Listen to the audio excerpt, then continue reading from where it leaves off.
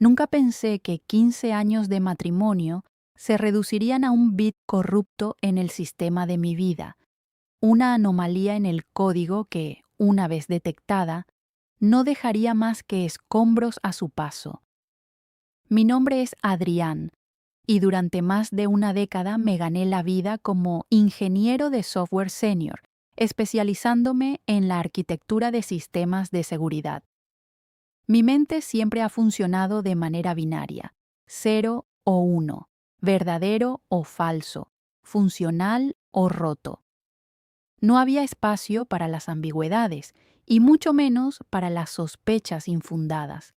Mi esposa, Mariana, era la constante en mi ecuación, el eje sobre el cual giraba mi existencia estructurada. Sin embargo, al cumplirse nuestra 15º aniversario, empecé a notar una latencia en nuestra comunicación, un retraso en sus respuestas que no podía atribuirse a la carga de trabajo o al cansancio. El paisaje de nuestro matrimonio estaba cambiando. Lo que antes era un terreno fértil de complicidad se estaba convirtiendo en una tundra de silencios prolongados y miradas que evitaban el contacto. La erosión no ocurrió de la noche a la mañana. Fue un proceso lento, casi imperceptible, como una pérdida de memoria en un servidor que nadie se molesta en monitorizar. Mariana, que siempre había sido transparente, empezó a poner su teléfono boca abajo sobre la mesa. Cambió sus contraseñas de redes sociales, algo que para cualquier otra persona sería un derecho a la privacidad, pero para un analista como yo era una bandera roja ondeando en medio de una tormenta. Empecé a observar los rastros digitales que dejaba atrás. No era un espionaje burdo, sino una observación calculada. Notaba que su consumo de datos se disparaba a altas horas de la madrugada y que las coordenadas de geolocalización de su vehículo, que yo mismo había integrado en nuestro sistema de hogar inteligente por seguridad, mostraban paradas frecuentes en un sector de la ciudad que no tenía ninguna relación con su trabajo en la galería de arte o con sus círculos sociales habituales. La decepción estaba ahí, codificada en metadatos y registros de actividad, esperando a ser descifrada por alguien con la paciencia suficiente para mirar debajo de la superficie. Fue en este punto de desesperación contenida donde apareció mi vecino, Esteban Ruiz. Esteban no era un ingeniero, sino un hombre que había pasado 20 años en las fuerzas especiales antes de retirarse a una vida de aparente calma en nuestro suburbio. Siempre habíamos tenido una relación cordial, basada en conversaciones triviales sobre el mantenimiento del césped, pero él poseía un instinto que yo carecía, la capacidad de leer a las personas en el mundo físico. Una noche, mientras compartíamos una cerveza en su porche, mis defensas se derrumbaron. Le conté mis sospechas, no como un esposo herido, sino como un técnico frustrado ante un problema que no podía resolver solo. Esteban no se sorprendió, simplemente asintió y me introdujo al arte de la vigilancia tradicional. Me explicó que lo digital puede mentir o ser borrado, pero que la carne y el hueso siempre dejan una huella física. Él se convirtió en mi mentor en las sombras, proporcionándome no solo el equipo táctico que su pasado le permitía poseer, sino también la mentalidad necesaria para convertir la sospecha en evidencia irrefutable. Mi transformación de ingeniero a cazador fue rápida y aterradora. Dejé de preocuparme por el desarrollo de software y empecé a obsesionarme con los ángulos de visión, la sensibilidad de los micrófonos de largo alcance y la resolución de las cámaras térmicas. Esteban me enseñó a moverme sin ser visto, a usar la ropa adecuada para fundirme con la oscuridad y a controlar mi respiración cuando la adrenalina amenazaba con nublar mi juicio. Ya no veía a Mariana como la mujer que amaba, sino como el objetivo. Cada uno de sus movimientos era analizado bajo la lente de la táctica de guerrilla urbana.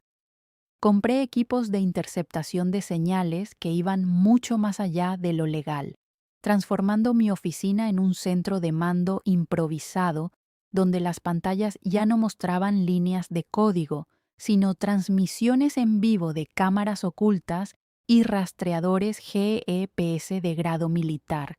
Estaba cruzando una línea ética de la que no habría retorno, pero en ese momento la necesidad de saber era un virus que había infectado todo mi sistema operativo. Decidí que era el momento de tender la trampa definitiva. Para ello, elaboré una historia de cobertura perfecta. Un viaje de negocios a San Diego para asistir a una conferencia tecnológica de 3 días. Preparé todo con la precisión de un despliegue de software crítico. Reservé el hotel, imprimí los pases de la conferencia e incluso programé correos electrónicos automáticos que se enviarían desde la dirección IP de San Diego usando un servidor proxy que yo mismo configuré. El día de mi supuesta partida, empaqué mi maleta frente a ella. Le di un beso gélido en la mejilla y salí de casa. Pero no fui al aeropuerto. En su lugar, conduje hasta un almacén que Esteban me había prestado. Cambié mi vehículo por una furgoneta blanca sin ventanas y regresé a mi propio vecindario bajo el amparo de la tarde que caía. Establecí mi base de operaciones avanzada en una propiedad desocupada 2 casas más abajo, cuya llave Esteban había conseguido prestada. Desde allí, con el corazón martilleando contra mis costillas como un animal enjaulado, empecé a monitorizar el objetivo. Tenía cámaras apuntando a cada entrada de mi casa. Los micrófonos de contacto que había instalado días antes en las paredes de mi propio dormitorio estaban listos para transmitir cualquier susurro. Pasaron las horas en un silencio sepulcral, solo interrumpido por el zumbido de los ventiladores de mis equipos de grabación. Entonces, alrededor de las 10 de la noche, lo vi. Un sedán oscuro se estacionó a la vuelta de la esquina. Un hombre, cuya identidad yo ya había rastreado digitalmente como un antiguo novio de la Universidad de Mariana, bajó del vehículo y caminó hacia mi puerta con la confianza de quien se sabe esperado. La traición pasó de ser una serie de unos y ceros en una pantalla a ser una imagen en alta definición frente a mis ojos. La vigilancia continuó durante las siguientes 2 horas. Escuchar a través de los auriculares la risa de Mariana, una risa que ya no me pertenecía, fue como recibir descargas eléctricas directamente en el cerebro. Vi a través de la cámara térmica cómo 2 siluetas se fusionaban en el salón, sus firmas de calor entrelazándose en una danza de infidelidad que hacía que mi sangre hirviera hasta el punto de la vaporización.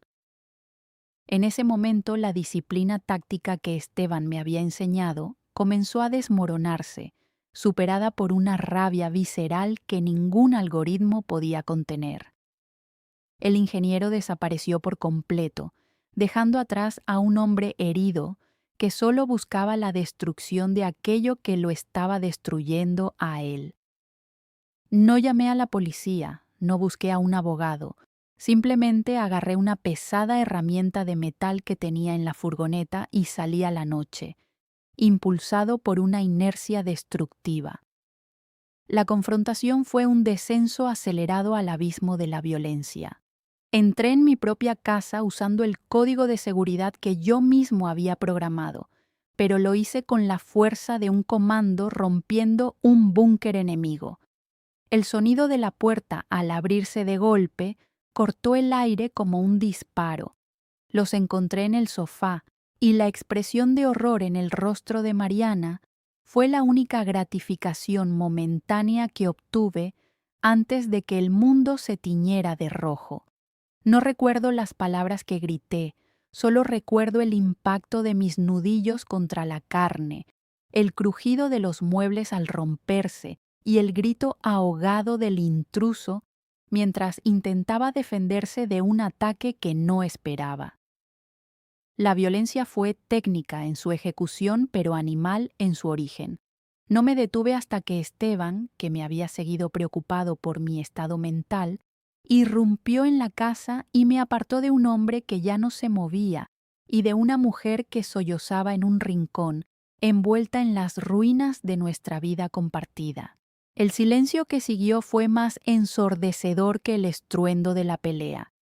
Mientras Esteban intentaba prestar primeros auxilios y llamaba a los servicios de emergencia, yo me senté en el suelo de mi propia sala, mirando mis manos ensangrentadas. El sistema se había colapsado. No había parches para este error. No había forma de restaurar una versión anterior del sistema. Había ganado la batalla de la información. Había expuesto la mentira, pero el costo de esa victoria era mi propia humanidad.